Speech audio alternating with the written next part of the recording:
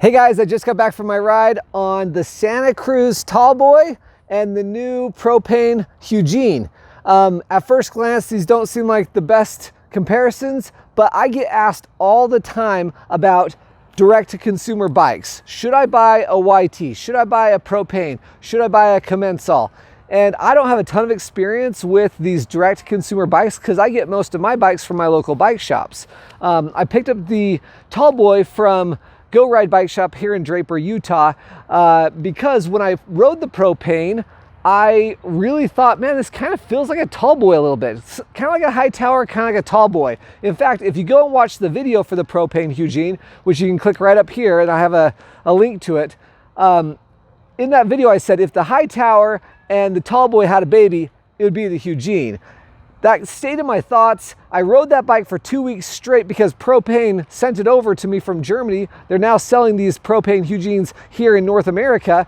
And I rode it for 2 weeks. I had a lot of fun on it. And people started asking me like crazy, emails and Instagram direct messages and here on YouTube asking me what I thought about the Propain. Should they get it? Should they compare it to whatever bike they're currently riding? And even before I started looking at the Propain, I was getting asked all the time about direct-to-consumer brands. So what's the benefit of buying a bike like a Santa Cruz from a bike shop or a Yeti or an Ibis or a Pivot or a Specialized Stump Jumper or something versus a direct-to-consumer bike? And I wanted to kind of try them out head-to-head today. I spent a couple days riding these back-to-back and I have some pretty interesting thoughts.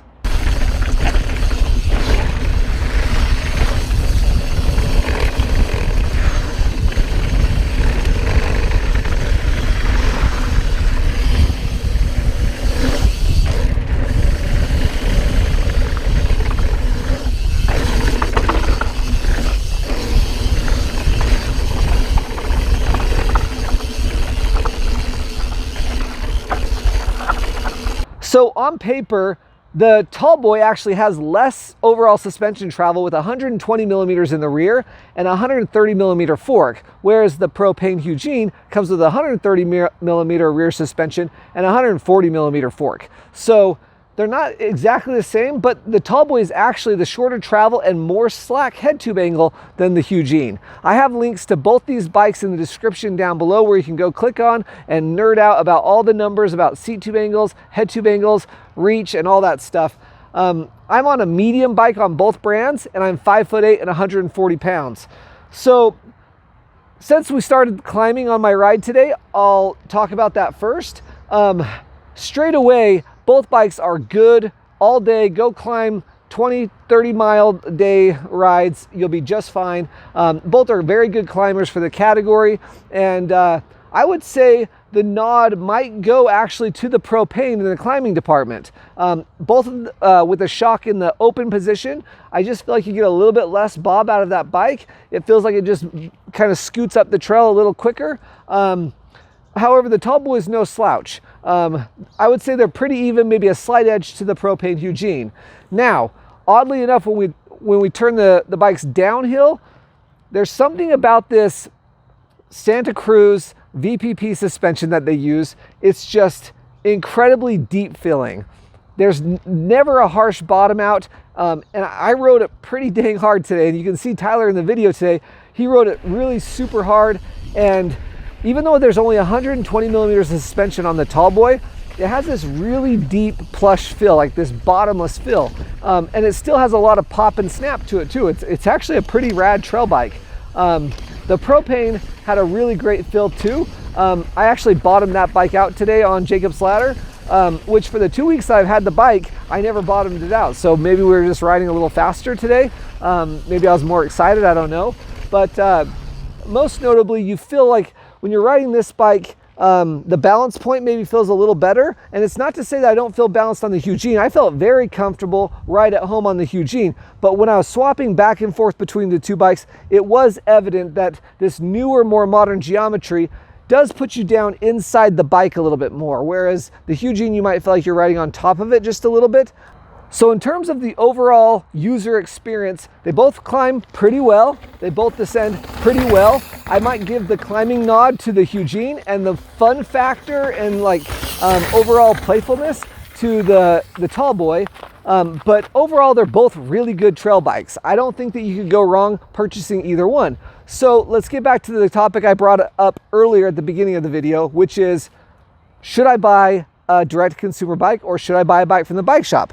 Well, I personally have never bought a bike from a Bikes Direct company. You know, they ship it to you in the mail directly to your house. I've always gone into a bike shop. I've demoed it first. I find personally a lot of value in demoing 2 or 3 bikes in the category that I'm most interested in before I bought it. I've demoed dozens of bikes from Go Ride Bike Shop here in Draper. They're a Santa Cruz, Pivot, Ibis, and Giant dealer. Super friendly guys, really knowledgeable guys. You can talk to Chris, the shop manager, and I mean, the guy's been riding bikes for years and years, and he can really help dial in which bike's best for you. So why would you go with a online bike company like Propain? Well, there's a huge price point difference between these two bikes. Just at the $5,000 value, which $5,000 is still a lot of money, but I'm on the Carbon S build. Again, there's a link in the description down below on this Tallboy, and the Carbon S build, it's well kitted. I could go ride this bike. It gives you everything you need. It has a SRAM GX drivetrain and Fox Performance fork and shock, and for about the same money in a Propain Hugene, you could get X01 drivetrain with carbon cranks and their top level SRAM brakes, a full higher level shocks and other components. And so you get some more kit for less money going through a direct to consumer brand like Propain. And so there's a lot of value there. They also offer you a 30-day guarantee, which, you know, as far as I know, I don't think any of these other bike shops offer any sort of guarantee. If you don't like it, send it back type of thing. So the Propain Hugene comes with a 30-day guarantee, which can be valuable to you. Ultimately, it's just a great time to be a mountain biker. There's so many good options, whether you need to buy online because you either A, don't have access to a bike shop, or you live in a part of the world or country that there's not a bike shop close by.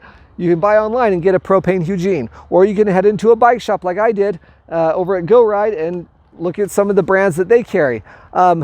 The important part is that you're just getting out mountain biking. Find a bike that suits you and the type of trails that you ride and get out and ride. It's good social experience. It's good for fitness and health. It's good just to get out and relieve some stress and just be in the greater outdoors. I bike almost every day, and it doesn't matter what type of bike you have. The important part is you get out and do it. These Propains are an excellent value, and they ride really, really well. And then Santa Cruz, they're kind of the big brand in the area where I live. Everyone, you know, loves Santa Cruz, and I see a lot of Santa Cruzes out on the trail. And maybe that's another thing to mention is, you know, the Santa Cruz might have slightly better resale value because a lot of people know who they are, but the Propain, not everyone's going to be out there riding it. So you have some individuality or some personality there.